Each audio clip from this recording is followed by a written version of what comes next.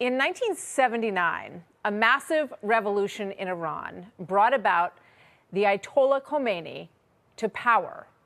The then Shah of Iran and his wife, Her Imperial Majesty Farah Pahlavi, were forced out of their homeland. This is them leaving at the airport. But under the Ayatollahs, the freedom that they promised never materialized. In fact, they cracked down, beating and imprisoning women who refused to wear the hijab, gay Iranians, anyone who dissents. Now the son of the late Shah, His Royal Highness Reza Pahlavi, who has been in exile, is advocating for a new future for Iran. He says he believes that the moment is now. He posted this on social media, quote, "The Islamic Republic has reached its end. It is in the process of collapsing. Khamenei, like a frightened rat, has gone into hiding underground and has lost control of the situation. What has begun is irreversible." I spoke with him moments ago, the exiled Crown Prince of Iran. Here's our talk. Crown Prince, thank you very much for joining us at this historic moment in time. It's good to have you with us. Good afternoon, Martha. Good to be with you as well.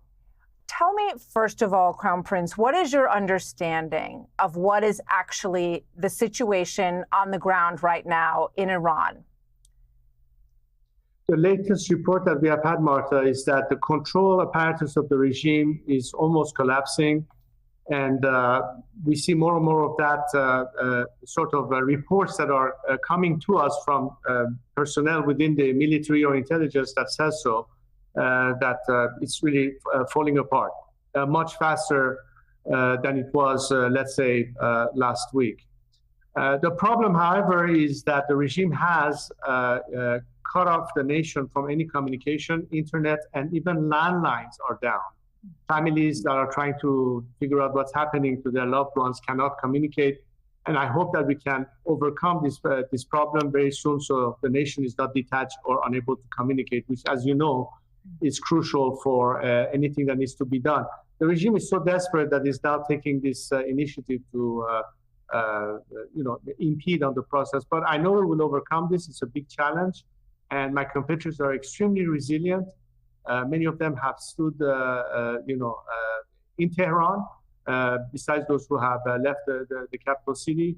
And their resolve is amazing. Their courage is really amazing. It's a shout out to them that despite all the hardship, they believe that this time victory is near. And we need that courage and that moral support that the world needs to also give us, that this time they're going to be on our side rather than continue thinking that this regime will ever provide a solution. Historic opportunity to put an end to all the problems, not just the nuclear threat, but every other thing that has been associated with this regime ever since it took over.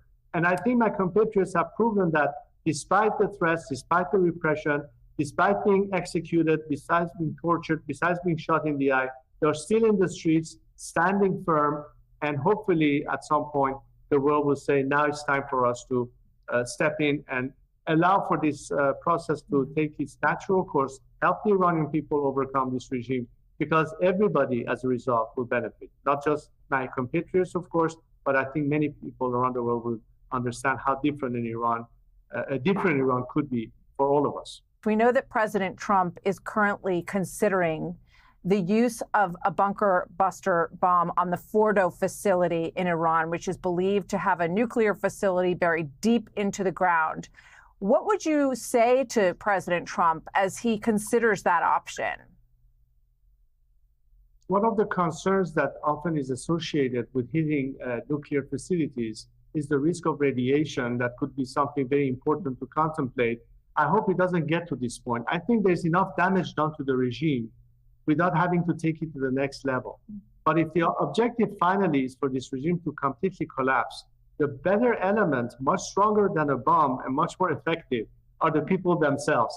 I'll tell you something, Martha. In the past 48 hours, and of course even before that, but especially as a result of this latest campaign, many elements within the military have reached out to me. They're communicating the fact that they're ready to defect, they're ready to peel away from the regime, they're willing to join with the people and demonstrate that to the people. Some elements within the intelligence sector, as well as the bureaucratic setup, we are seeing more and more defections beginning to take place, which is something that I anticipated and I have called for, because they realize that it's pointless to stay there and try to defend a regime that doesn't care about the nation, that doesn't care about our country. And there are, at the end of the day, some proud nationalists. They believe in Iran's territorial integrity. They believe that their job is to protect the nation, not to kill people under the regime's orders. So this element is one of the factors that is beginning to happen. I hope that in any consideration that we have, including President Trump, he realizes that this is something that is beginning to become more and more tangible. So I think a strategic pause might be required at some point to allow that process to demonstrate itself and allow the regime to start falling on its own weight, so to speak. And we are living these moments as I speak to you right now. So I hope it doesn't get to a point that we have to go even further. But again, I'm not a military strategist, nor am I an advisor to the president. I'm just telling you that Iranians would hope that instead of our country being targeted militarily, and as painful as it is as a patriot to see that my country has been attacked, and I've always thought that we should try to avoid at the most possible such confrontation, just because diplomacy has failed, and instead allow for the process of change at the hand of the people themselves to take place. So I hope that they consider that as a critical factor, as opposed to our only option after failed diplomacy is further military strikes. Understood. So you would not want to see the United States use this bunker buster at Fordo. Is that correct? You would discourage that? Well, I hope that as the regime is crumbling, is that enough of a factor to have neutralized it sufficient that it cannot do anything harmful, at least in the immediate? Because the whole argument about striking is because of the imminence of the regime's threat. But they've been completely dismantled. The apparatus of air defense, the apparatus of retaliation is almost taken out. So I think that sort of pushes back a little bit the envelope, which would allow sufficient time for another phenomenon to occur, which is the one I just explained to you. Allow the Iranian people to overcome this regime, help them do that, because that option is always on the table. But what's the rush here? People are to them the ultimate factor. That's what scares the regime the most. So the more the people are empowered, the quicker we can reach that end. So you have said that you don't seek power, but you are ready to fulfill a duty if called upon. If the people supported or asked you to return as Shah for a period of time during transition, would you be open to that option? I don't think I need a title to perform as a transitional leader. I think the reason people are looking for me to play that role is because of their confidence in me, their trust in me, and I think to a great extent the track record that I've demonstrated in the past 44 years since I began. And that trust in me allows me to play that national leader role, if you will, and be able to be the element that assembles people together on a common agenda, knowing that we might differ in opinion, but we are committed to the democratic outcome. So I don't think I need to have any particular title. That would be putting the carriage before the horse, so to speak. Let us be focused on the job at hand. The job at hand is A, eliminate this regime and replace it with a secular democratic alternative. And this is exactly the end game that I'm looking at, and I'm not looking past that one at this time. I'm focused only on this mission, and I hope my compatriots will understand that we need not prematurely discuss issues that will be determined down the line. So he's encouraging the people to change the trajectory in Iran more so than the potential of a bomb destroying Fordo. So we're going to have more of our conversation in just a moment.